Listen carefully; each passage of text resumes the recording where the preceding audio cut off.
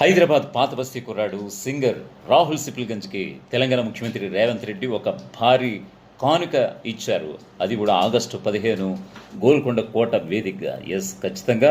ఎందుకనంటే ఏదైతే నాటు నాటు సాంగ్ ఏదైతే ఉందో RRR సినిమాకి సంబంధించి ఆల్రెడీ ఆస్కార్ లెవెల్లో అవార్డు అందుకోవడం అనేది అది ఆషమాషి విషయం కాదు. ఈ మేరకు ఆల్రెడీ 2023 మే 12న ఆయన PCC చీఫ్గా ఉన్నప్పుడే 10 లక్షల రూపాయల చెక్కు అందించడమే కాదు, తమ పార్టీ అధికారంలోకి వస్తే వెనువెంటనే నీకు ₹1 ఇస్తానంటూ కూడా ఆ రోజే ప్రామిస్ చేశారు. ఆ ప్రామిస్ ఎప్పుడు నెరవేరుతుంది అనుకున్నటువంటి ఈ తరుణాన ఖచ్చితంగా 2 years కావస్తోంది.